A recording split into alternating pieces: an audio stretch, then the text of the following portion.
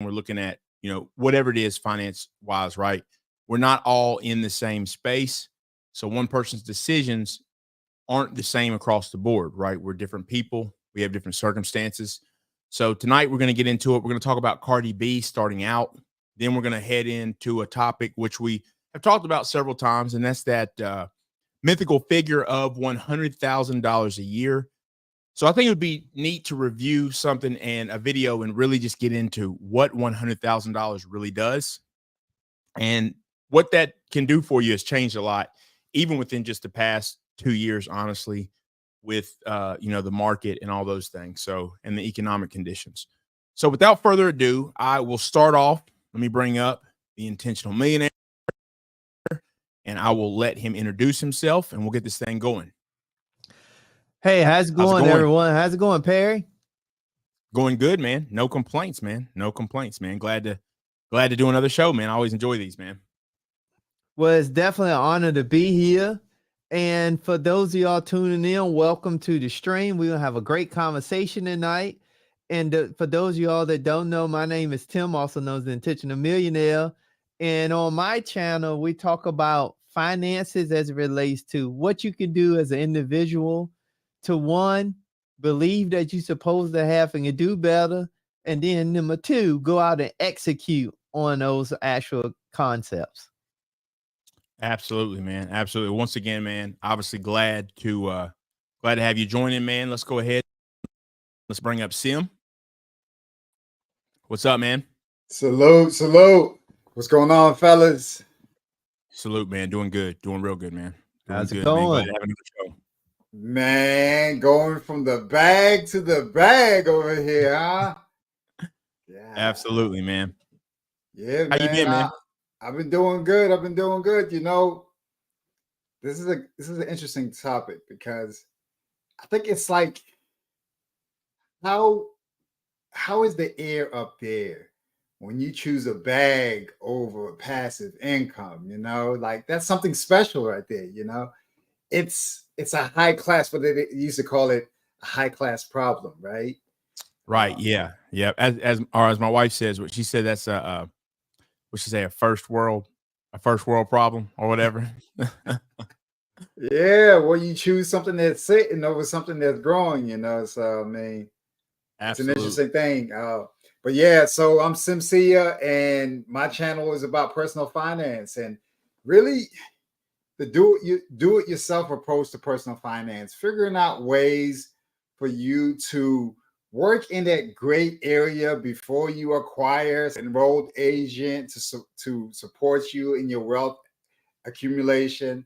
My channel is about really being able to start the conversation, putting you in position to have beyond an elementary level discussion about personal finance, whether it's understanding your tax situation, understanding the opportunities that you may have before you as a working class individual, or just overall understanding the opportunity to miss some of the pitfalls that come with life. If you can skip some steps going into the future as a young man or a young woman, I think that it puts you light years ahead of everyone else. They say that a smart man learns from his own mistakes and a wise person learns from the mistakes of others. So that's what my conversation is about, putting you in position in order for you to have those conversations and then just going up from there. Absolutely, man. Absolutely. Well, man, I'm excited and let's get into it. So I think it's important, right? We're going to start off talking about Cardi B. I don't think she needs an introduction. Superstar, I mean, to say the least, right? And really, I've actually been impressed, no joke, with her rise. Seeing her, I guess it was Love and Hip Hop. I never really watched that show. I've seen it on TV in the background before, different places I've been, but she's actually, I always say she's the one who flipped it the other way around. It always was previous stars going on there, right? After they had their run years later, going to do reality TV. With her, she did it first and then flipped it into what, I don't know that there's ever been a rise from what you would say reality TV to the level she's at or whatever. So, you know, if nothing else, regardless of how people feel, that's impressive, in my opinion, anyway.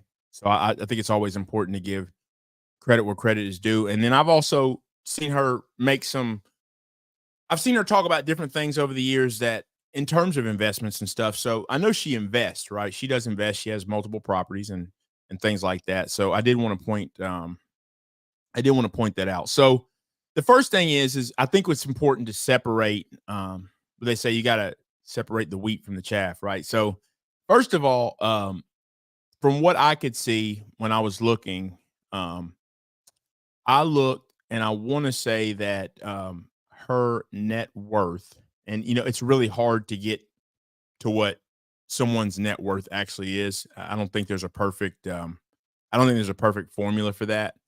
But what I was seeing in terms of her net worth was to the tune of I want to say 80 million, right? So right here. So that's a lot of bread, right?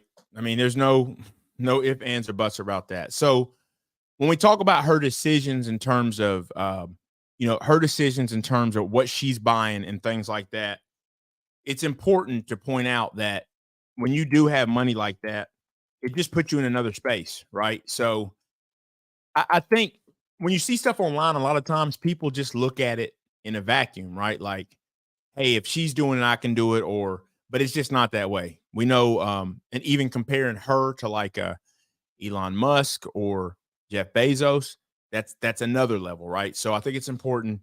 So we at least have a basis to say, okay, $80 million.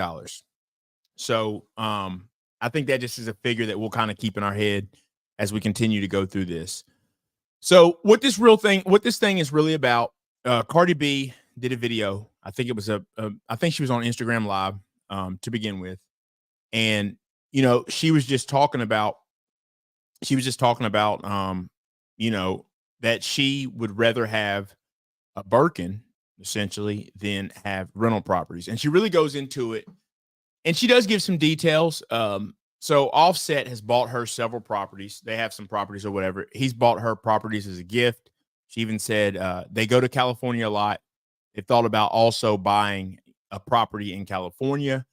And that, you know, her tenant, she's got tenants that haven't paid rent for 9 months.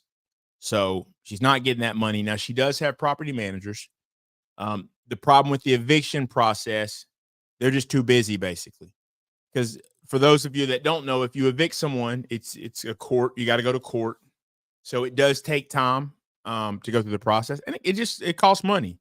So that's just a part of it as well. And she was bringing that up. So the gist of this is she's basically saying at the end of the day, I would rather just have the Birkins. And then that's where the whole conversation came from. You know, it takes on a life of its own, and people in the comments start talking about, well, Birkins, the value will appreciate, and it took on a life of its own. So let me go ahead first and just ask you, Intentional.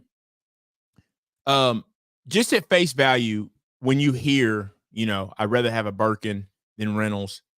And, you know, just with the basis that she did talk about different problems of renting, what do you think about that just in general? That statement anyway. Well, I think it's a few things to that, at least for me, when I think about what she said. I think one is, can a Birkin bag be an asset? I think it depends. I think one, you got to think about, she's a celebrity. So the first question come to my mind is she promoting? Is she sponsored? And then also, one of the questions that also come to mind is Cardi B. So would it get that, would it increase in value as an asset for her as it do for her? Would it do that for you? And I think those are some questions I would want to ask before I get so knee deep into what she's saying. Because a lot of times you find that when it comes to celebrities, their value and the things that they have may not necessarily equate to that same level of value or the same equal opportunity for a person like myself. So I say that that's just some questions that comes to mind for me. Yeah, I think those are, man, I think those are great points. I think those are really good points. Sim, tell me, what's your thoughts when you hear that at, face value? What are your thoughts as far as, the statements she made in general?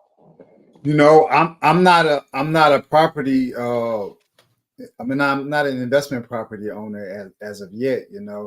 I'm working on some. If we can get some concessions out here in this market, I can say that I think that the concept speaks about like really where she wants to spend her time or where they want to spend their time. And maybe the system that they have in place does not really allow them to be represented by the property managers, and it's forcing them to be present in order to force the tenants to go ahead and pay or to chase them down or to avoid situations where they're damaging their properties. It seems to me like right now she has the luxury of being able to choose not to participate in the rental market or in real estate and to choose a Birkin.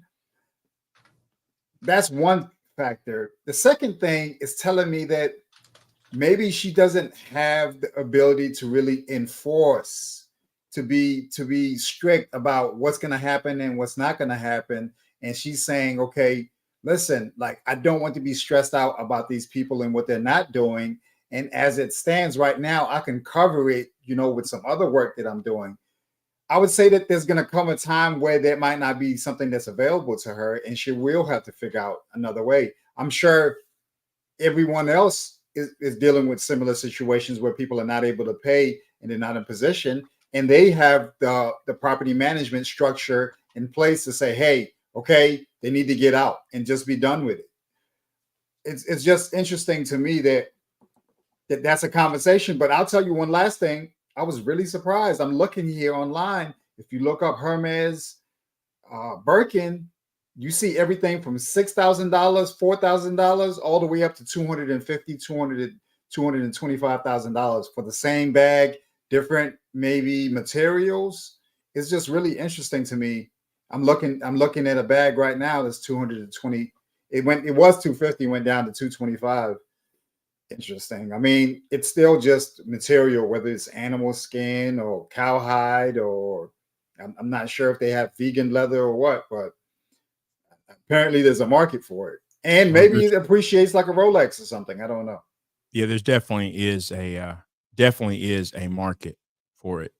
So just for also a little bit of context, I looked, and this particular picture, it looks like this was 2021, and apparently at that time, these bags in this picture were worth to the tune of about $500,000. So, we have to assume that was 2 years ago, right? That her collection, and I know it's grown because I actually saw something else more recently. I think it was this year, maybe on her birthday, because I think she's 31. On her birthday, I believe Offset gifted her with from what I saw, was $500,000 worth of them. So that, you just do the math on that. We're talking $1 million, right?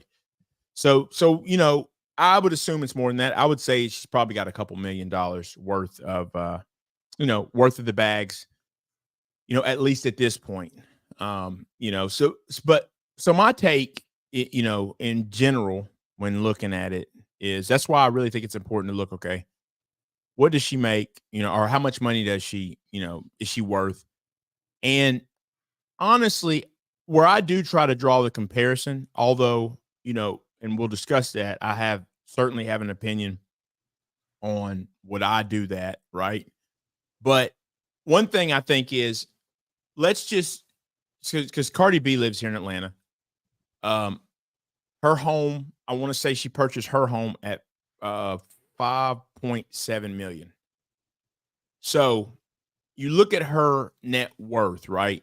And you say, okay, her home's worth $5.7 million. And I think this is what we forget to do when we talk about celebrities, and not even just celebrities, those people who have money. Now let's look at your average person. So your average person feels comfortable going out and, we'll just say they make 100,000, they'll drop $500,000 on a home. So you make 100,000 a year, you drop $500,000 for a home that you'll spend 30 years paying. Now, what makes more sense?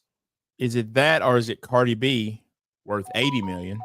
And clearly some of that value is in the home, but her purchasing something worth way less than her net worth. I mean, what makes sense, right? So that's why, we would say that her dropping 250 on a Lamborghini, oh man, that's stupid. But well, the thing is like you make 100,000 and you bought $100,000 car. She's worth 80 million. She bought a $250,000 car and you're calling her stupid. So a lot of that is we got to start to look at the numbers because there's all kinds of fish in the sea and they're all different sizes. So that's what we got to look at to really make the comparison. So that's my first thought at just looking at it. Am I surprised whatsoever, at face value that she would spend that much on bags? Not at all. It's no different than we know tons of people lined up out there buying J's.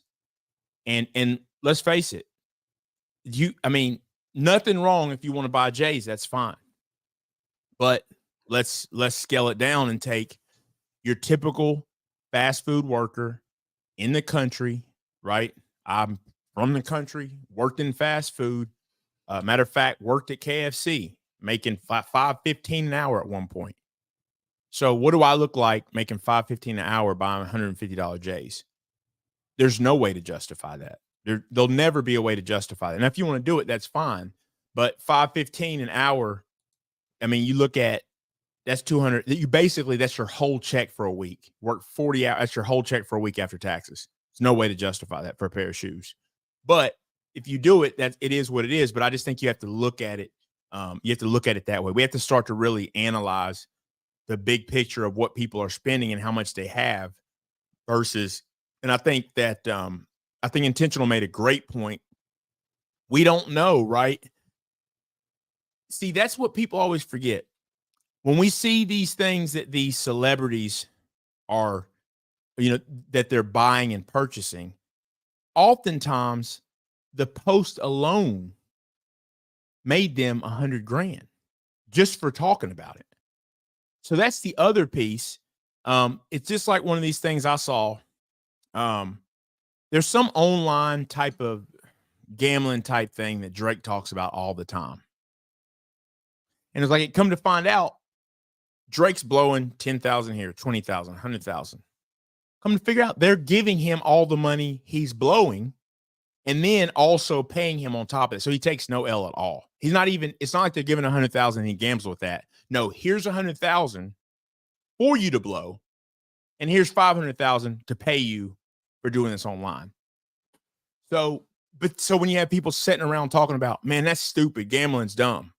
Yeah, for you it is, but not for someone when it's paid for. And by the way, I think if he made money off of that, right, that they gave him to gamble, basically to lose, then he gets to keep that come up too, on top of his $500,000 or whatever. So those are things that I think intentional. That's an excellent point that we don't think about oftentimes. So let me just take a second. I do want to always acknowledge the chat. We always appreciate it. So I just want to take a second to do that real quick. Miss Yo-Yo's Closet over 50 is watching. Let's see. We got JT Coin Rings says hello. We got Wallyverse. Salute to you as well.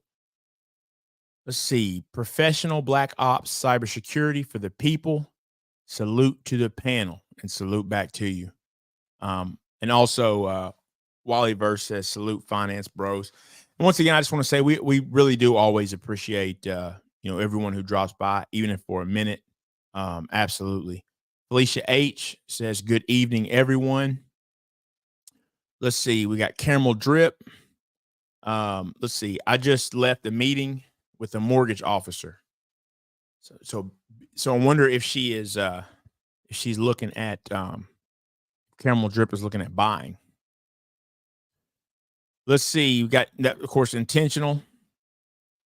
Talking back to the chat. So we got Orlando Minor right here. She can take the Birkin, and I'll take all the real estate. Shout out to Orlando Minor. He's someone. Salute. Yeah, salute, man. His I always love to see, man. His channel's doing excellent, man. I'm always happy to see people like him doing well. He's been around for a while, and just over the past couple of years, seeing him put out good content. I always enjoy that. So absolutely. And right here also Felicia H, the Birkin bag phenomenon with working and middle class people is exhausting. I do agree. I do agree. People look back at those bags and start thinking, man, I'm hungry. I can't eat this leather. You know what I'm saying? So I do think when times get tough, and that's the thing is, when times do get tough, you're gonna give up that bag for less than you pay for it. That's just the way that it works.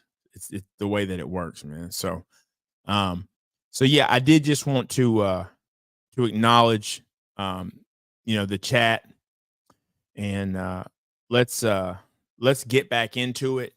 And just discuss this a little bit more, and then we'll move on.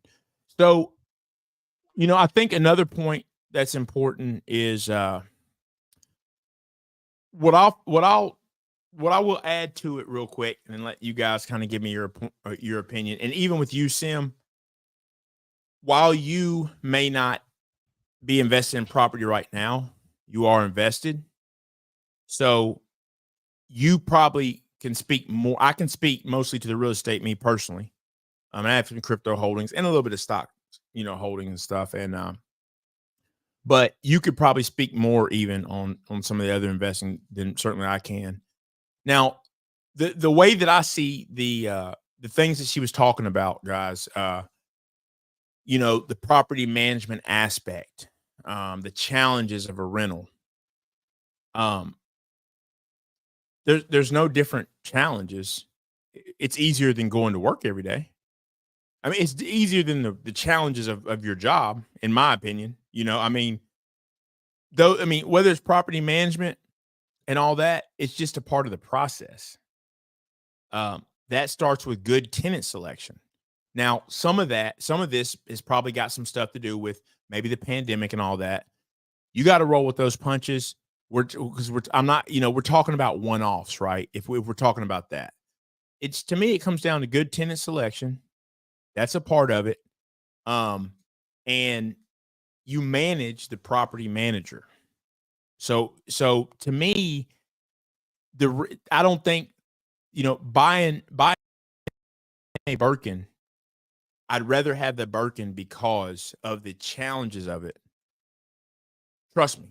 I know if I can go out here and get properties and find someone who manages them and does well, Cardi B has access to every property manager in the entire world. He can do it. A lot of it is she said she's too busy. That's the thing. Well, if you're too busy, you got to get someone who will do it the right way. That's the key. To me, that's really the key. And what I saw in the comments were a lot of there's just a lot of chit chat about, oh, they hold their value well. Oh, they this. It will never, ever, ever compare to a home, period, which is getting harder to get. Doesn't matter if it holds its value well. It will never hold value like a home will. Because let's face it, a home, right? Here's the thing. All it takes, when we know this, right? All it takes with Hermes is some story or some photos of these bags being made in some in some form or fashion that, not sustainable, and it'll come tumbling down. Now, will it recover? I do believe it will, but that's all it still is a product. So that's what we got to realize. Homes have their own ecosystem everywhere, right? So that's something where we just really shouldn't be really comparing. And then outside of that, I'll just say this. If I wanted the Hermes, all the properties will pay for it. That's why it's not even really a discussion about which the best investment is, because the rental properties can pay for the Hermes bags. It's not the other way around. And so I get both of them. So I get the rental properties, I get tax benefits, all that with it. They pay for, if the Birkins are a good buy, right? If they're good to hold on to, and that's whether it's Rolexes or whatever, the rental properties pay for it. And the difference is when you get those bags, once the rental property's paid off, I still got an asset that's paid for that's still making me money. If I get the bags, are you renting them out? That's what I'm saying. You're not getting, I'm getting a return now with rental properties and later. That's the difference. That's why rental properties to me is always the way, because with rental property, I get it now and I do get the appreciation for later and it's paid off. So I still get to keep the asset. And with what I got now, I can go invest in anything, stock market, Hermes bags, Rolex, whatever. So that's my take on that. That's why I just think in terms of it, at the end of the day, there's no way getting around the fact that real estate is just a better investment. Whether you have issues, that's a whole nother argument. Hey, so sorry to go on this field, but that's just it could be like a whole market where people could be like on Turo with the bags. I'm sure there is where people could rent it for the night or something like that for an event. Yeah, but it still speaks to exactly what you're saying. What good is it if one, it's really just sunk cost? It just sits there, literally collects dust. And two, like, you're not going to be able to say, okay, I can pull money out of it and then invest that money into another opportunity as a result of having it. It's kind of like you're at the mercy of the pawn shops, the resellers, the consignment boutiques. I mean, all these different places. It literally has no value. At the end of the day, even with the Lamborghinis or whatever, at the end of the day, it's still a bag. It's still a car that has 4 tires. It might have 6 tires. It might have however many tires you want to put on it. At the end of the day, it's supposed to transport you from one location to the other. Real estate is different because people need it. It's one of the basic needs that we have to have as human beings. And there's an opportunity for you to pull money out of it, and they can just create opportunities for you going into the future. I don't know. I think it's an interesting concept. I did see in some older documentaries where it was mentioned as as a status symbol. At the end of the day, it just depends. Look at the people who are the billionaires and the trillionaires. Are they adorned with Hermes bags, or is it something that's just more so for people who are working themselves up to being rich in the first place? Great points, man. I would say the bigger issue is versus people getting caught up in Birkin bags. What about branding a bag for your last name? Because I think we too many times get excited about other people's legacy being built, but we have none for ourselves. I think it's one. And then the benefit too is if you get real estate, you actually can build your own legacy instead of buying into somebody else's. And then I like the comment that King Hart posted. Also, you don't get the tax benefits. You don't get the leverage. You don't get full leverage, future leverage. Absolutely. And I still say is the next thing is, what does that do for the people around you? See, because at least when you own rental property, you can give somebody the opportunity to have shelter. Whereas with a Dunebert bag, Louis Vuitton bag, okay, it's just you with a closet full of bags. Now what? And here's the thing. I'm not saying that it's a bad thing to do. I'm just saying that I think when it comes to something like a Dunebert bag, you building it for an asset, I think you have to be in a totally different category for that. Why do I say that? Because you have to now, going back to what Sim stated, is a sunk cost until you do something. Yep. You're not getting no tax benefits. You're not getting any benefits right now. And the only way you get leverage out of that asset is you have to sell it at that time. At least even with stock. If you buy stock, you hold stock, and you buy dividend paying stock, you know that you can get dividends and you can actually get a payout now. Right. So I don't know. I mean, like the only way I see that makes sense is if you're going to do like Sim say, you're going to leverage the bag and use it for a business venture, meaning you rent it out, or let's just say you rent a studio space for people that want to look like they living their life. So you have them build into your rental agreement. You have them build separately, or you itemize that they're using a Louis Vuitton bag in that prop. But what are we promoting with that though? Like to what benefit is it for people to be posing in the first place with something that they do not have? Because I still think it goes back to my original concept. It's marketing. Like, let's push marketing. Right. Because Felicia said it best. If you look at her like the latest comment, Felicia said it best. Cardi has 169 million followers on Instagram, a large portion who are minorities. Wouldn't make more sense for her to promote education, her audience on IRAs, annuities, whole life insurance, money market accounts? Makes sense. Yep. Yeah, but you know what? But the bigger, I was gonna say, and I end with this.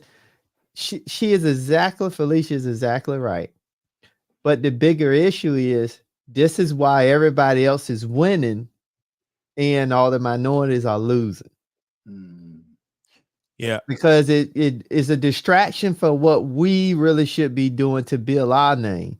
Because Cardi B has a name. Her name is built and solidified. Her family is good.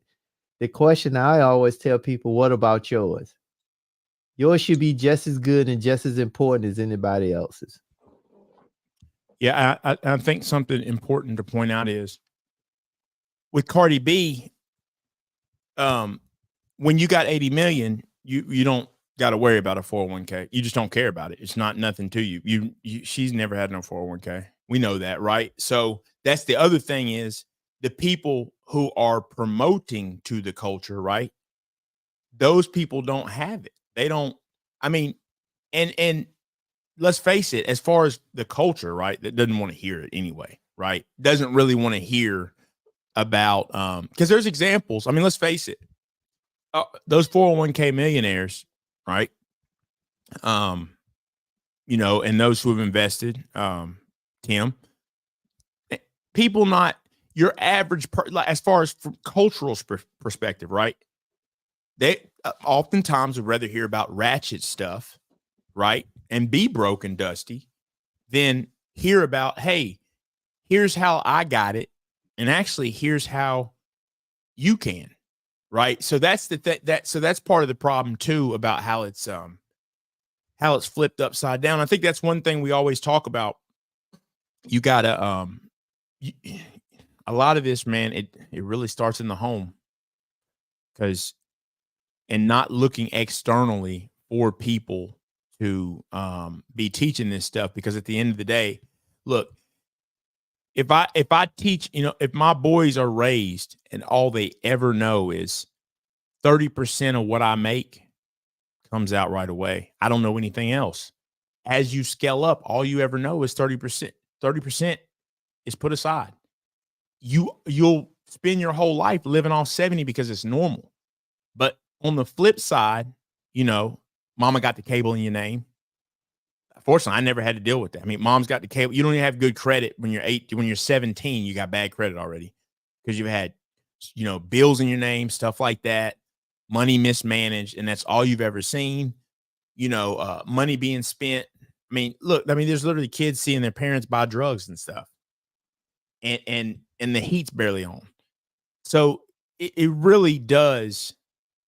A lot of it is that we are looking for the wrong person to do it, but I think there's got to be financial incentive for Cardi B to talk about those things, and that's part of the problem too. So also some of the marketing on 401k and those things, they don't spend money, obviously, right? It's not marketed like that. So I think that's part of the problem too. And I always say that it's no different than, we talk about, you hear this all the time.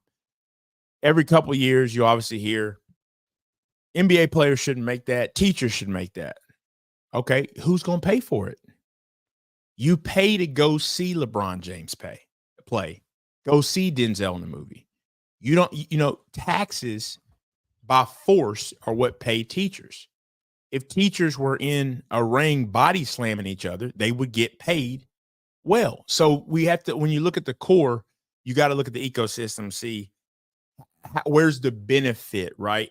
Because I do agree with her statement, but I also ask, where's the benefit, obviously, in Cardi B talking about those things? And obviously, we know the money comes from endorsing whatever. So that's, and unfortunately, those who can't afford to do it are always the one falling for it. That's the sad part. It's the ones who can't do what she does. So, but let me add to that. But the problem is, though, it's not really Cardi B. It's the 169 million people watching. And here's the reason why I say that, because if you just look at Cardi B, for example, she, in a sense, she's saying she'd rather take a branded bag, a luxury bag of a real estate, but she still own real estate. Right. You see Yeah. you see what I'm saying? And it's talking about buying another one. Right. So if that's the case, then give up all the real estate and only have bags. Yep. See, and, but you're spot on. The audience has to be able to identify and pay attention, but we don't want to hear that. So one, she's giving the audience what they want, because here's the other side of that. I would like to know if she did start mentioning about even the real estate that she have, some of the benefits she have with said real estate, then my question would be, how many people would she influence to go out and get some? There you go.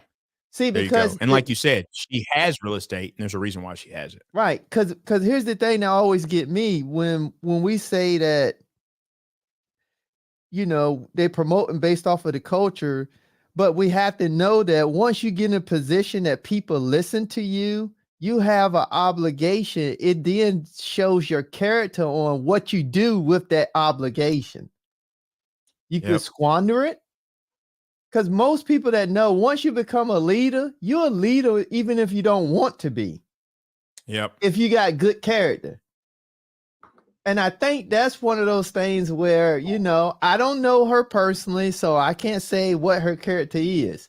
But what I will say is there have been some things that she said that put her character at risk. That's true. So in the same token, though, which is funny to me, is because out of the 169 million followers that'll follow her, they'll give her a pass. But if any one of us on the panel say it's something that jeopardizes our character, people come after us and then throw us under the bus. But she get a pass because she got Louis Vuitton bag. She get a pass.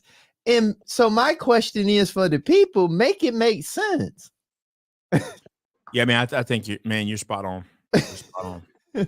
Yeah, I think that there needs to be some accountability in the sense that I believe that as we move more and more into the influencer community or the influencer culture, that there will be some sort of ethical accountability body that will be in place to say, hey, listen, you're not allowed to move the masses at large in one direction or the other, either with the things that you're promoting or not disclosing the funds and the monies that are behind the scenes. Like this whole Drake thing is a little bit questionable, that those things are not forced to be disclosed. Like even myself, as I've sat up here and even thought about it, I was thinking this week, if I'm being honest, anything that I talk about, whether it be good or bad, I'm invested in those products because I'm invested in the vanguards, and they own almost everything in the world. Not even almost, they own just about every single company in the entire world. So I both benefit from those things, and I also am the victim as a result of those systems being in place. And those things are important to be stated because it allows people to make a decision based upon knowing, hey, what's your stance on this situation, or what's your stance on this company? The idea of promoting these bags, something that could burn up and you have nothing to show for it, something that the people don't even have an opportunity to reach, and it might be forever before they're even able to reach them. I mean, the idea of you not being able to buy a bag unless you purchase something before is crazy. It's like moving the goalpost at the highest degree, like, oh yeah, are you good enough to come into our store? There was a guy who's in the news now who's laughing at Kevin Samuels, talking about Kevin Samuels was outside of the Hermes store advertising and looking for clients. Said that, actually. Exactly. But now look at the situation he's found himself in now. So I think that this is a true tale. So what I wanted to say earlier is that what Cardi B could do is look at the people 20 years ago who were on top, the Janet Jacksons, the Mariah Careys. Look at those ladies today. Were they in position back then for them to potentially buy real estate, and they passed up on it? And then ask yourself, okay, now I'm at the stage that they were at 20 years ago. Do I want to be them today? Do I want to look like they look today? I want to have the options that they have today? Or do I want to have sunk cost in these meaningless items, whether it's cars, boats, books, cars, boats, bags, things that you can't really just put in the marketplace and the demand won't be high? Do I want to put myself in that situation? I know the NBA players who made hundreds of millions of dollars, but do they have anything to show for it today? We have to ask ourselves those questions. It's not about where you're at today. It's about, okay, where do you see yourself being in 20 years? Cardi B is not going to be at the top forever. Let's be honest.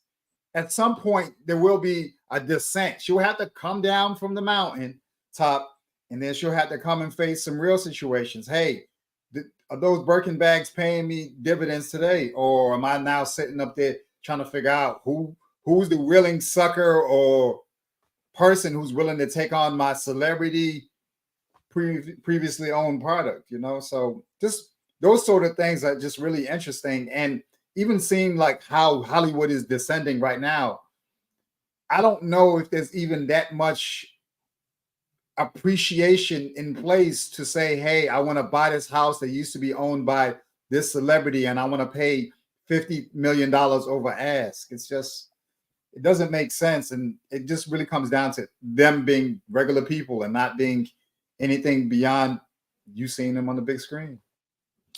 Yeah, let me just point this out. I just looked at something. See, that's the thing, man. She's got a lot of property. In all kinds of different ones. Like properties that we would have. They're not all the glamorous. I mean, places all around Atlanta I'm familiar with. She owns different properties. She's got, and then she's got the nice ones. So she clearly has investment properties, right? These aren't just homes she has everywhere. And then the fact that one thing she said in it was, we've been thinking about, should we get a home in California where there are a lot? Should we stop renting there? So she's been putting forethought. We know she can afford one there. She's thinking about, should I do that? Because she's like, does it make sense? She's not dumb. So one thing I've heard Intentional say a lot, and I do agree, it's on the people, man. Because you can listen to sometimes people won't even listen to what is being said, right? They just all they hear is about the bags, right? But once again, she didn't say nothing about getting rid of the properties to buy bags. She just said, give me that, as a gift. And she might have just been simply saying, hey, hubby, I want more bags next time. Don't come in here like I was expecting a bag for my birthday, not these properties. I can afford the properties myself. get me the bags. That, I want to be surprised with bags. It could have been something as simple as that. So, I think that's something to, to look at. Oh, and just to go to your point, Perry, how do we not know is she using the income from the rental properties purchasing the bags? Yeah, you're right. We don't know. So that's the thing. So there's definitely factors that that we don't know. And yeah, she's got, from what I just see here, and this isn't just conjecture. I mean, there's literally pictures, showing, multiple, homes everywhere. So she's got a lot going on, obviously, and stuff like that. So, something else, Orlando Minor said, he said, right, most people don't care about 401ks and stuff. Me and JT talk about it, talking about pocket watching with JT, all the time. And, that's the funny thing is, like, when I talk to my CPA, I ask him questions. Anyone like JT, man, CPAs can just tell you, how are people getting rich? And here's what's so funny, because I've talked to both you guys several times about I've talked to both of y'all several times just about the crypto and the challenge. You're talking about ethical, right? It's such a challenge. That's where I've had a difficult time, is you're trying to teach people about it. But see, in real estate, it's so regulated. Now, obviously, with this whole Caesar Pena thing, people still find a way to not do things the way they should to protect themselves. Because there's protections, you can be an idiot, and they're going to make sure if you buy that property, you can afford it. They know you can afford it. There's protections there, right? Now, what you do as far as, do you keep a job to pay for it? That's another thing, but it has been kind of proofread, if you will. Crypto, it's the Wild West, right? So even if you try to guide someone through it, right? I am in a position where I can sit back, put the money in the market, and leave it. Not everybody else is in that position. And there's no protections. There's nothing to check to make sure they can. So you're always in this position like, man, you want to teach people, but at the same time, you don't want them to go bury themselves because they don't really understand it. And, but I think that's where, I personally do feel you have a duty not to steer people. That's why I always try to say, even with crypto, I've always tried to show people, here's what I'm doing. It really is, you do what's good for you. And I always, I really do practice what I preach, but a lot of people aren't going to do that. And you do have to do your due diligence. But yeah, a lot of this stuff, man, we could definitely look. We could just look and ask a CPA. They'll tell you. Anyone who sees the money flow, they know how the money's coming in. They already know. JT would already tell you, the people making the bank, they own businesses.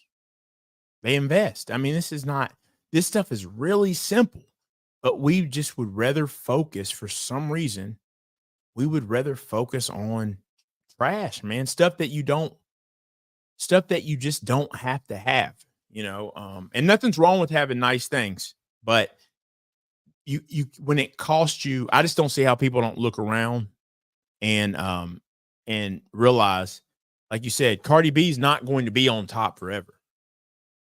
So at the end of the day, what do you have left? And it's sad though, but yeah, I believe it's the people. I absolutely believe it's the people. I also want to say, shout out to Crypto Space Media. Me and him go back, for sure. So it's definitely been a while.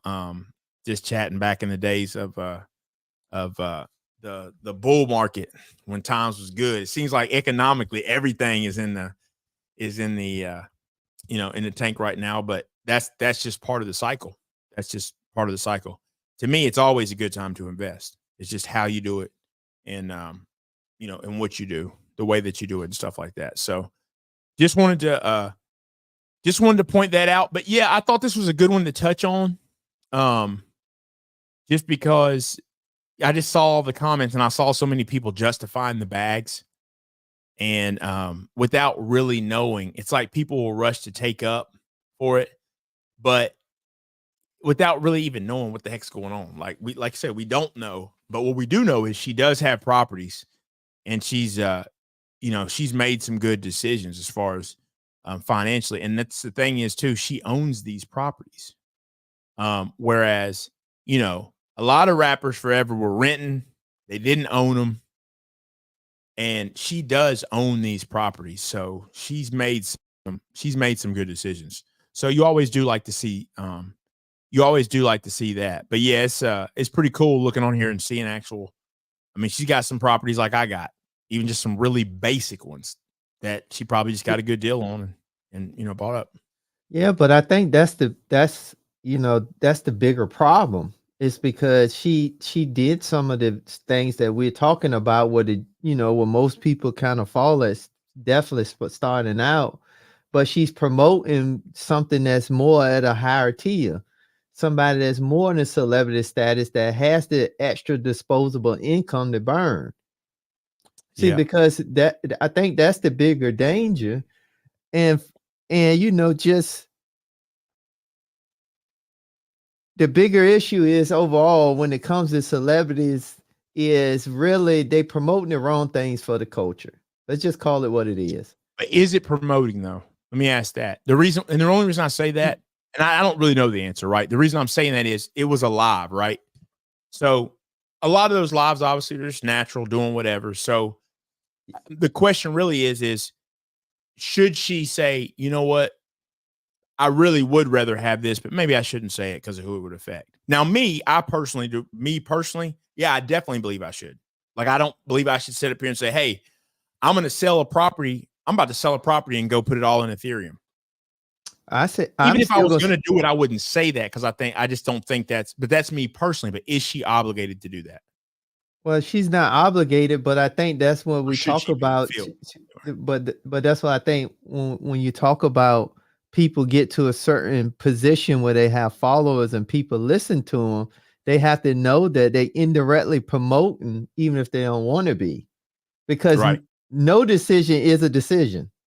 And I think that's the key concept a lot of celebrities tend to use when they say something and then they go left, then they come back and say, well, this, that, and the third, but they use the position, their influence to benefit.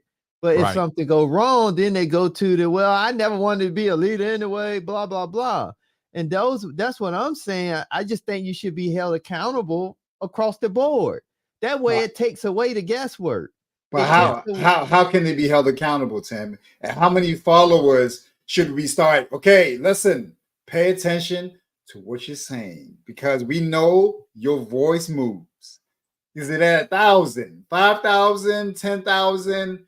Is there some kind of liability document that needs to be? The people. Listen, hold on. Listen. Recently, I don't know if you guys heard about this. Have you guys been to Panera Bread before? Oh yeah. So Panera has the charged lemonade, right?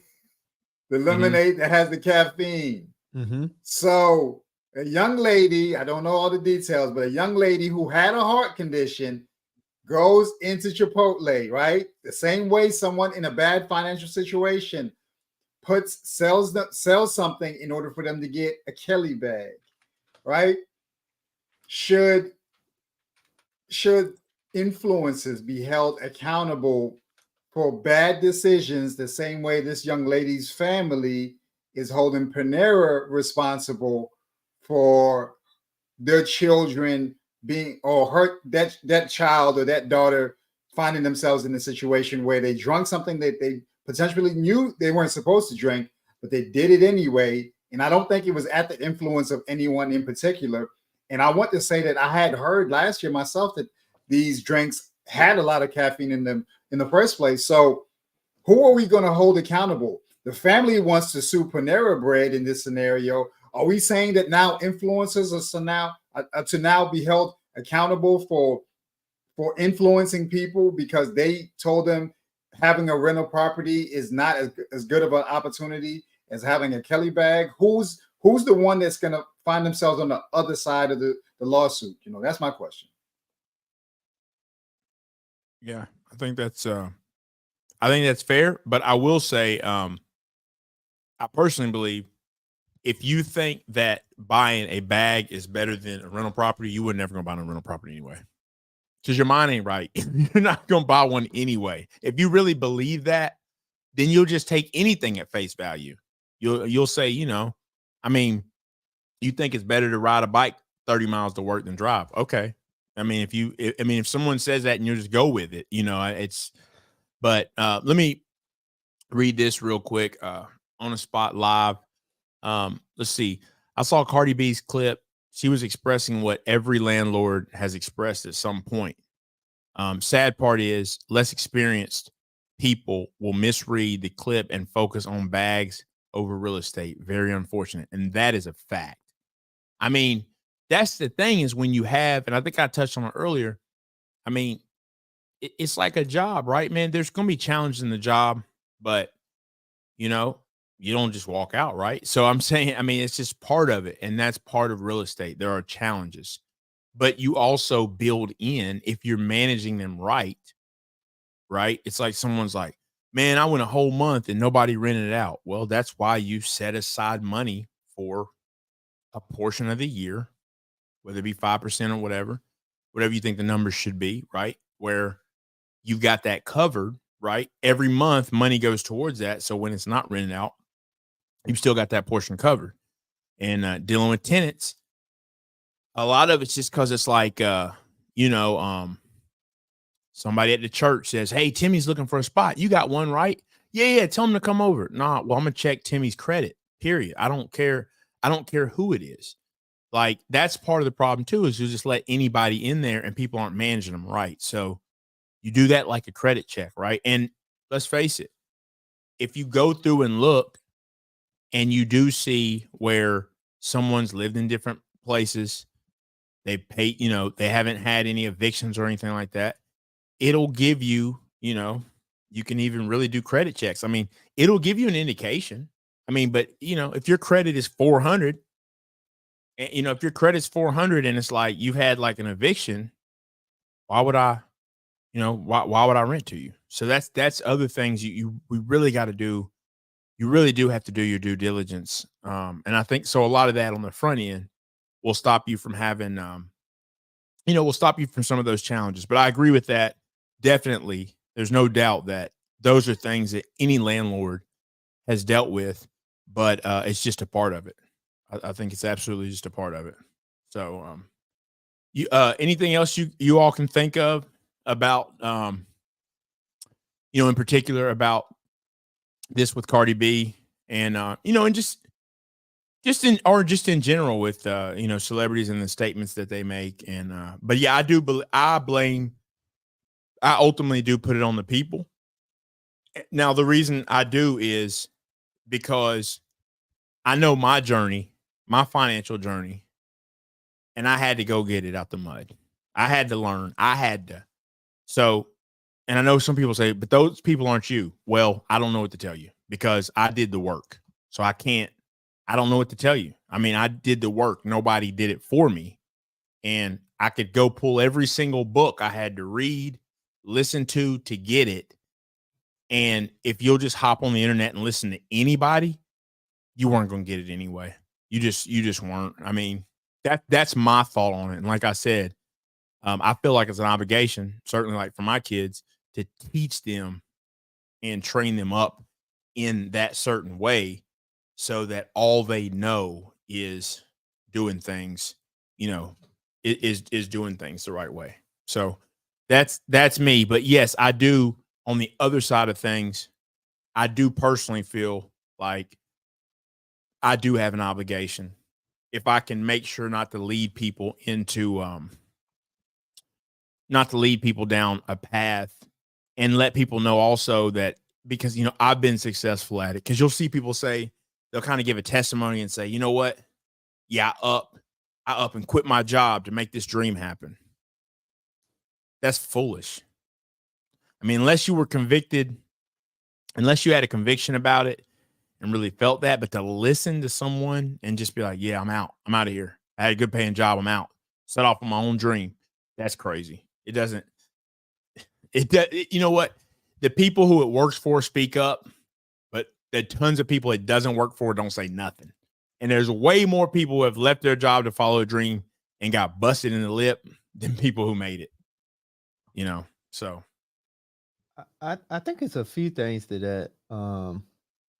I think you got to dive deeper when you talk about, those things. One is, I would say that when it comes to people and listen to people online, I get it because some people don't have nobody that they can go to, and because their environment may be kind of messed up, so they go to someone that they feel is relatable to them in their situation. But I think people have to learn how to have discernment. One, that means you sometimes got to sit still and gather more information before you do anything. And two, I think people need to trust their instincts, because most of the time your instincts can give you a warning if something is not right. We just ignore it because we never tuned in and paid attention to it. And then I would say the last thing is, I just think that people want to hear what's easy. Yep. Because they don't want to go back to what you stated, Perry. They don't want to do the work. I want to find the easiest way to get the biggest and best outcome.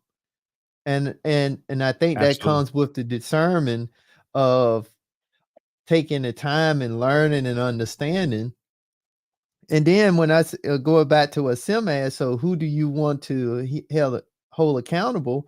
I think the audience, the people, should hold the celebrities accountable. The problem is people get so one-sided, meaning they pick sides and you never get anything accomplished because people are so what's the word? So infatuated with the celebrity that they almost treat them as though they can't do no wrong, or hey, let's give them a pass. But in that same token, they wouldn't give us a pass. Right. It's kind of like, the best example I can give is people so quick to judge or convict somebody before having all the evidence. But when it's them and somebody they love and care about close, then they want everybody to give them a pass. But you should keep the same energy you started with. So the goal is, you should have the same energy, whether it be somebody you close to you or you don't know, because you don't have enough information to make a decision. Yeah. I think those are excellent points. I like Tam says she's going with the Birkin. Yo, listen. This is what I say. There we go. We just talked about influencing. Yo, what I say is, our issue is that we're easily bought and sold. Yep. You know, when we look at the deal that just happened with our favorite girl, Kim K, the WNBA, the NBA, and Team USA, why are they trying to get these influencers and these people behind their products? Because they want to sell us more. Like I think that if we get down to the brass tacks and say, hey, listen, these companies are fighting to get every single dollar out of you, whether it's through entertainment, TV, opportunities for growth, with things that you would like to have from a lavish lifestyle. I mean, to be really honest, anybody who's had a big house knows that big houses take a lot to take care of, and a lot of times they're not worth the effort that you're going to put into it, especially when you don't have an opportunity to enjoy it. But that's only something that you're going to experience if you lived in a bigger house and you had to physically take care of one on your own. I can just see that all these companies want to do is get our money. And if you understand that, you're not going to be easily bought. You're going to look at it and say, hey, listen, I see how you benefit from that, but I'm not going to benefit from that because this is a one-sided relationship. You're receiving money and I might get an item that I can get from someone else for a completely different price, you know? So it doesn't make sense to me because I just see that everybody's trying to get in my pockets, you know? So I don't see no real value in it long-term. Sim, do you think some of this is due to a lack of confidence? The reason I say that is it's so hard for me to identify with, and maybe I'm just different. But for example, let me just take any random celebrity, right? We'll take Denzel, right? Denzel, great actor. There's nothing he can sell me. He doesn't know more than me about money, in my opinion. He may have more, but there's nothing. I'm not looking to him for investing. I'm not looking for him to not. So it may just be that I'm different. And the reason I say is it confidence, because a lot of the stuff that we're being sold, we're getting sold it from people who we shouldn't feel because they're good at rapping or good at basketball or football or whatever, that they're more qualified to tell us this stuff. That's the thing about it. Cause we always talk about confidence. That's the thing right now. We can talk about crypto right now and I can answer any question you got down to the mechanisms that make them work. It's because I did the work, right? So the confidence comes from, like I said, reading the books, doing the work. But to be sold on something or some just idea from someone making a blanket statement, that's what is so hard for me to identify, even if you, regardless of the background you come from. I just think it makes it so hard. But I think you have to remember, though, Perry, the thing about it is most people are not leaders. I think You're that's right. the first thing you have to identify with. Most people are not leaders, and because they're not leaders, they're just looking for something to follow. Let me stop you real quick. I didn't mean to do that, but you hit the nail, because I say that all the time. Here's something, man. I've always said this, even when I was younger. Hey, there's a party tonight. Hey, y'all trying to roll? Yeah. Comes time. Yeah, y'all rolling? No. All right, I'm out. Oh, you still going? Yeah. I wouldn't not go because I'm gonna do me. I've never followed people. I'm doing me even if I do it alone. You want to come? Come on. If you don't, I'm going anyway. So I think that's very important. What you said is most people are not leaders, and I think so. I didn't mean to interrupt, but man, that's probably the biggest problem with everything across the board is we have too many followers.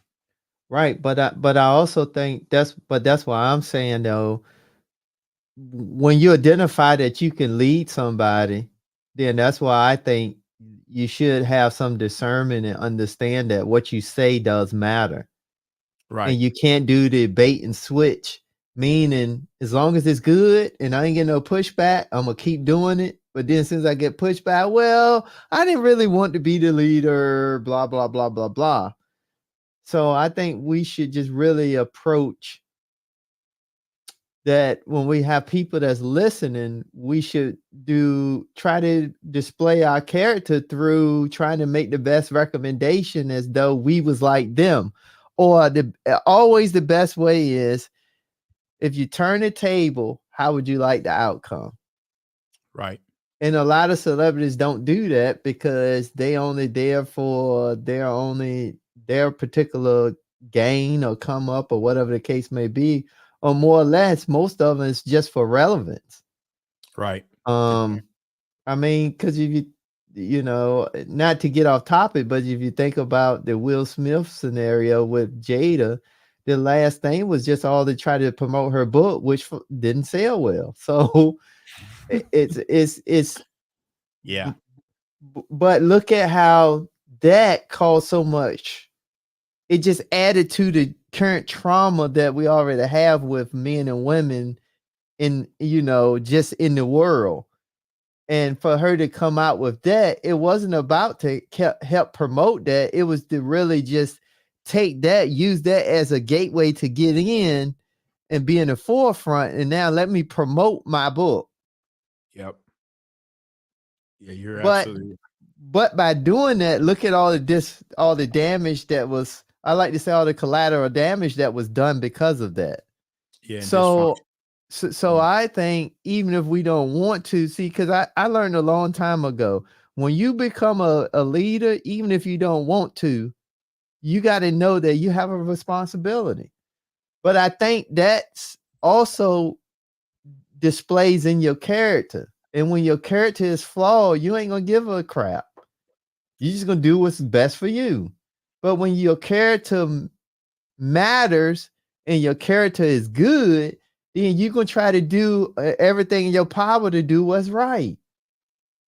Yeah, you're right, man. And we talked about it. It could have been a year ago now, but I think I told you guys, even if I made it, even if I made it big on YouTube, I would have an office because I feel like my boys need to see me leave and go to work. I just don't want them associated with, although it is work, I don't want them as my boys to ever think, oh, dad just chills at the house.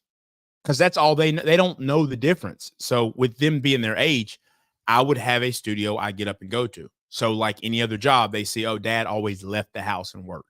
So they don't ever think they can stay at home because you're not me. You're not doing what I'm doing.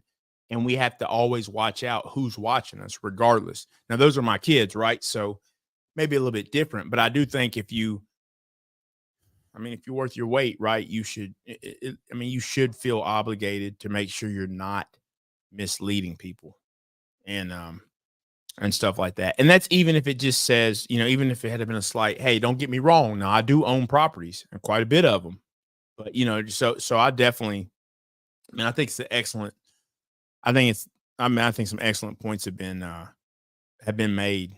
No doubt though. No doubt. Just looking back through here, make sure I've covered, we'll just make sure that I did cover, most of the comments and stuff real quick. One thing in had a crypto question. space. Okay. Let me just point this out real quick. Crypto Space Media said the bull market is not far away. I do agree with that. Should like to know what I'm looking at. Now he's been in the space for a while. I do got something for you, man. So I'll definitely get up with you. Like I said, he's been in the space for a while. He understands crypto. I've got some pretty good ones that I think will do pretty well just based off the numbers alone. So we will definitely touch base, no doubt on that. What'd you say you had? And that was that comment right there. You said someone had a question. Yeah, Peter Investor M had a question at 9:21 p.m. Yeah. All right. Which approach yields the best result to learn finance? Business acumen and investing. Man, that's a good question, actually. So me personally, man, mine's mixed with a little bit of everything personally. Mine has always been just, really like reading a lot, right? Was part of it, but also outside of that, right? And look, I have a business degree, but to me, my degree taught me how to find the answers to what I need. That's really the key, is how to find the answers. I don't think you have to have a degree for sure, but that's what it taught me. But I've always been reading and I will always find the answer. But I think deeper than that, what being a leader and a manager for me has really taught me is because I have run businesses, and then ran like large budgets. I've gotten to see pattern after pattern, year after year, of really the little things, whether it be investing or in a business, that crush a business. The small things people aren't paying attention to that eat away at the businesses and eat away at finances. I've gotten a chance to see that firsthand. And always, because look, when you're working for a company and you're making the budget, you're always trying to make a budget that won't get you in trouble at the end of the year, right? You want to show the best numbers, but you also, you don't want to put too much in there, but you also want to make sure to account for everything. And just for me, being able to go through that process year after year and stuff like that has been really helpful for me. But I would still say really just reading books and now looking at whether it's YouTube or podcast, just to refresh up on it. At this point, I don't honestly feel like you're definitely always learning, but I feel like a lot of what I hear now, I've been hearing it for years, but I still think the key for me was Rich Dad, Poor Dad. Being able to look at that book and see the difference between, the two dads, if you will, that was the game changer. That and Dave Ramsey, that's the game changer for me, because it made me say, hold up. Because the biggest problem we have, in my opinion, is because when I learned about investing, I was mad because, and I've always considered myself to be pretty smart. Why I wasn't investing at that time was just because simply nobody ever said anything to me about it. All it took was someone to give me that thought, and the way they put it to me, the way it was put to me that clicked with me was, he was like, why are we so focused on retiring at 65?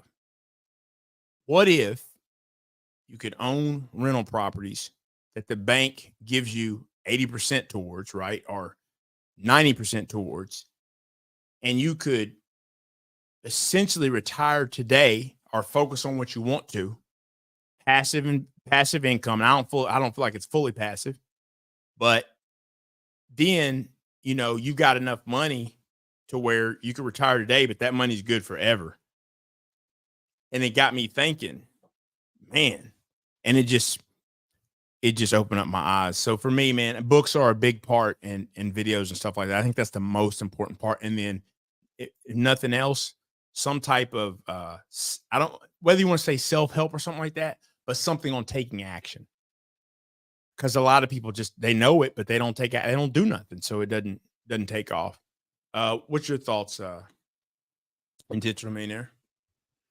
He said, which approach yields the best results to learn finance, business, acumen, investing? I say all three. And the reason why I say all three is because I think all three has a purpose that equals to the end result. When I think about finance and I equate this to myself, it allowed me to, one, get skills, learn skills, be open to more skills, but it also allowed me to have the mindset. And then when I think about business, business is basically the number one thing. It allows you to understand networking networks. And then when it comes to investing meaning you're actually doing something. So you're actually taking action. So for me, I equated all three had a purpose because they all equated to the end result. Right. For me. But I think they all has a purpose. I don't think you can't know one without the other, because I think you can learn finance, but if you don't understand business, you're just going to be a smart individual. Right. Yeah. But then if you learn finance and you never invest in anything, so you never took action, you just you no different than somebody that knows a bunch of theory, but you never had no actual application. So yeah. Good point. What do you think, Sam? Yeah, so I pretty much followed the trajectory that Peter Investor M you have down there. It took for me to lose everything, or for me to compromise everything. And then I had the books, the Rich Dad Poor Dad books, for 2 years, 3 years before I even picked it up and started focusing my attention on it. It's when all those distractions that I had outside of that really were eliminated, where I was in a bad enough situation where I could only focus on reading the books. And then that's where I developed the appetite for learning. So it's Rich Dad, Poor Dad, Cash Flow Quadrant, and I can't remember the third one. So I realized, like I've mentioned up here before, where I'm sitting up there, I have a hunger to learn more and more and more. And then after that, I moved on to saying to myself, okay, because I had this itch for business. So then I moved from there to understanding the credit game. I said, man, once I learn the credit game, they're not going to know what to do with me.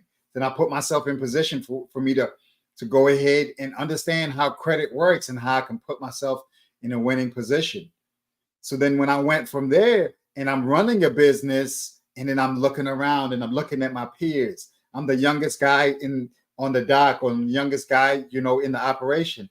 And I'm looking at the people beside me and I'm saying, hey, if they're beside me and they're many years older than me, and I'm the youngest guy here, and they're not able to be vocal for themselves, and I'm able to do it because I don't have as much to lose, why am I here? Why am I at a situation where I'm one of the smartest guys on the location, when these guys are not advocating for themselves. So then I found myself at where I hit a ceiling. I said, listen, you guys are not paying us enough money for us to do this.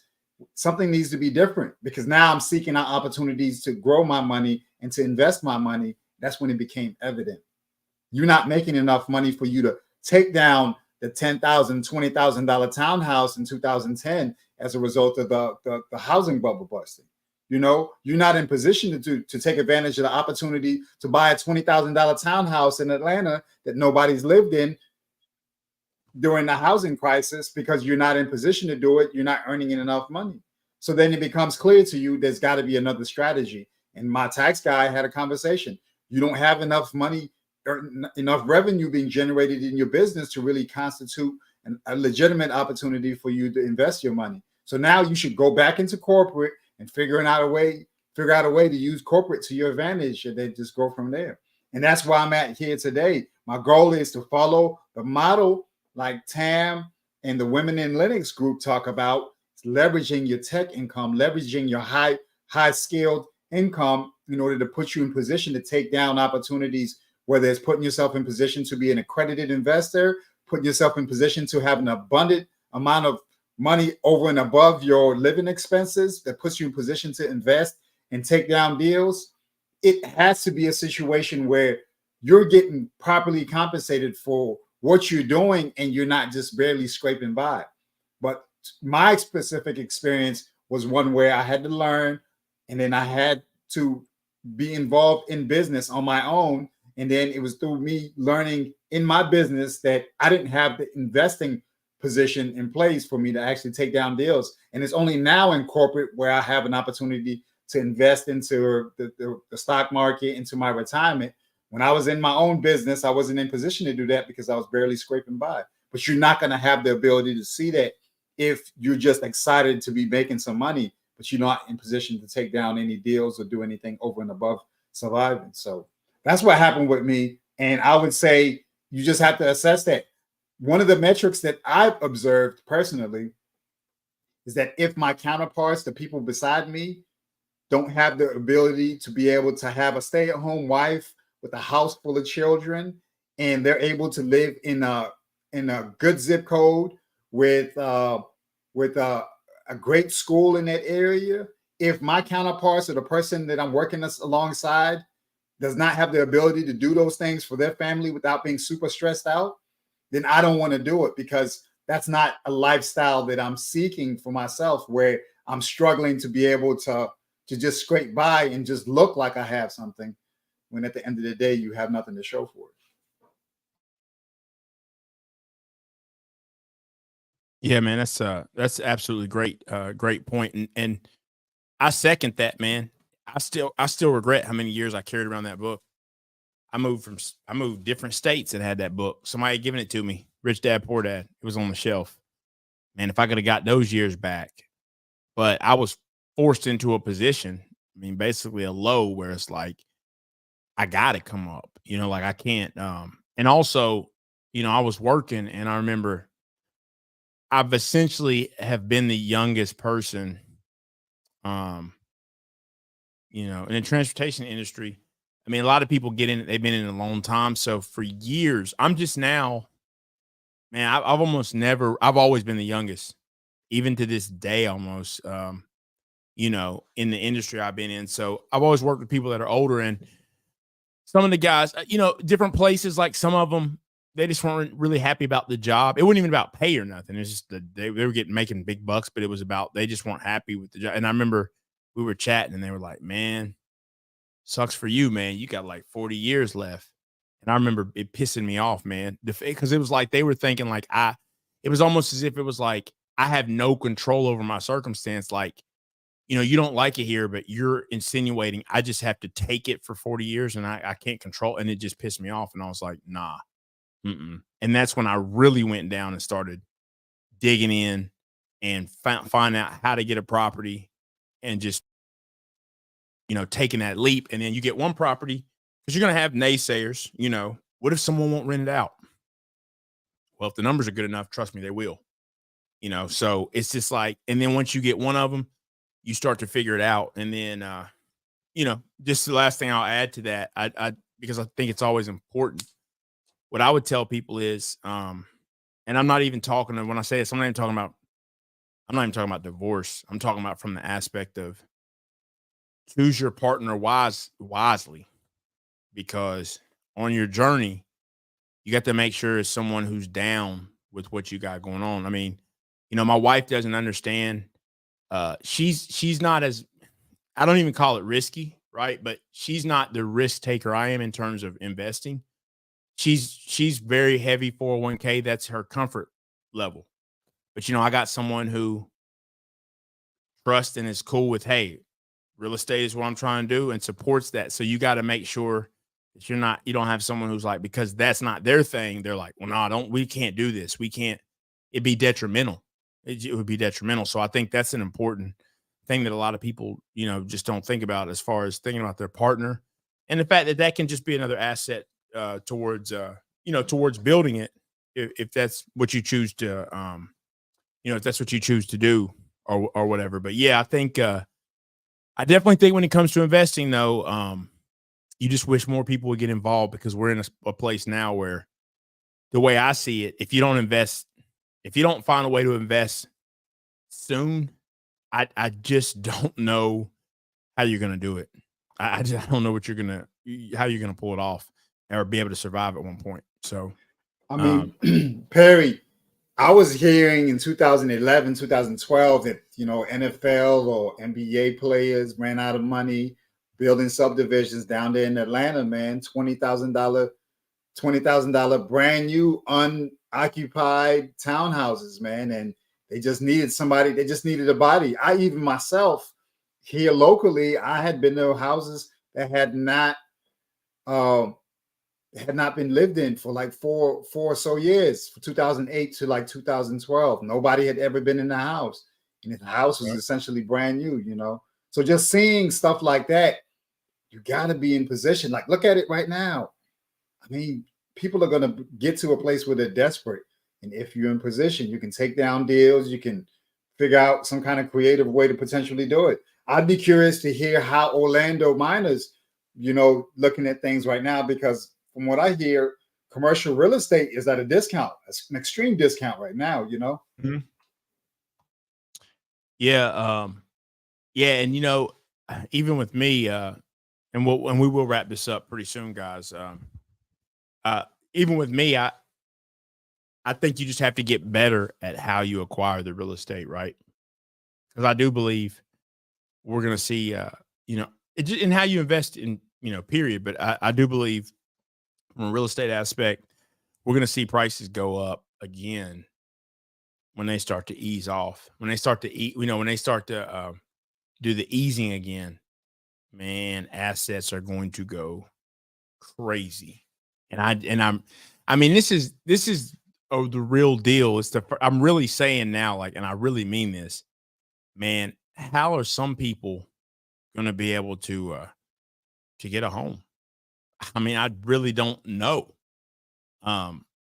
This is the real time where it's like, now, we talk about 100,000. That's not, I mean, it's not enough. If you're in the country, deep in the country, yeah, but we know deep in the country, it's like the money, you don't really make as much, you don't have as much opportunity anyway. You can make the same money, you don't have as much opportunity. So yeah, man, it's really, to me, it's really getting hairy, and we're really at the beginning of it, and stuff like that. So, but yeah, I thought this was a good topic. I didn't even know we would go that long on it, but but really, man, it's just something that it's very relatable.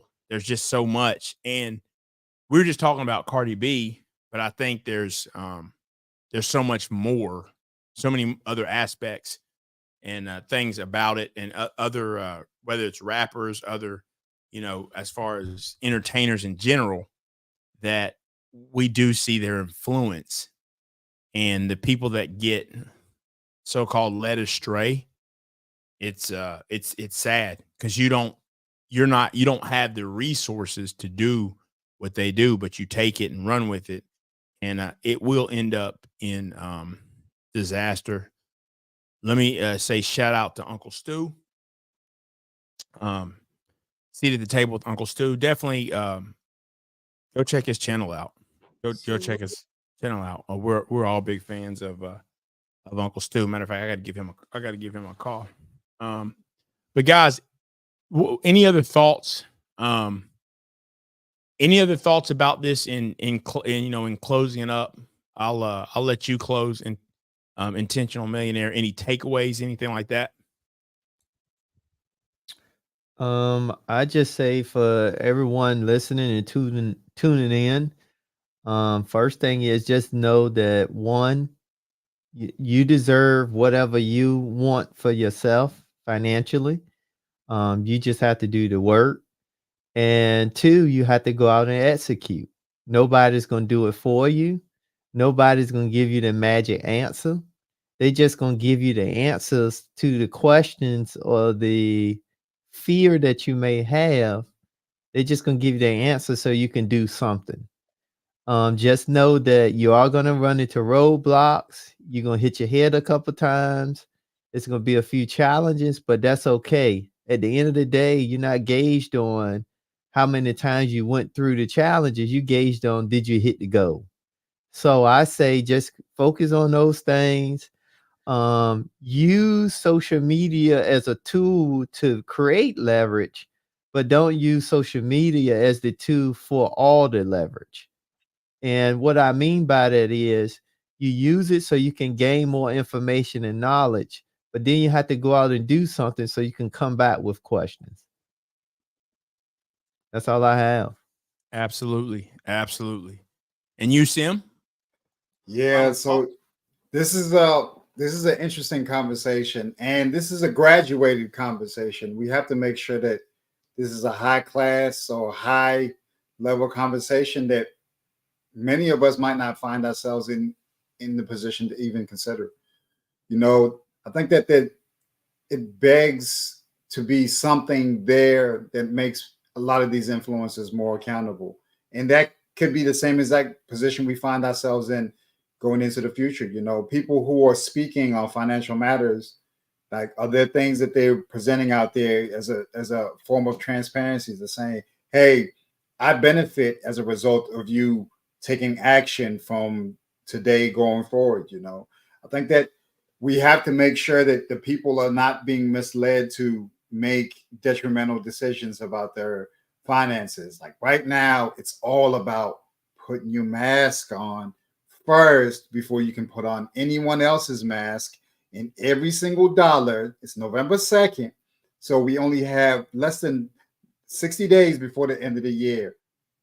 Put on your mask. Make sure that the decisions that you're making about your finances from here going forward are going to benefit you.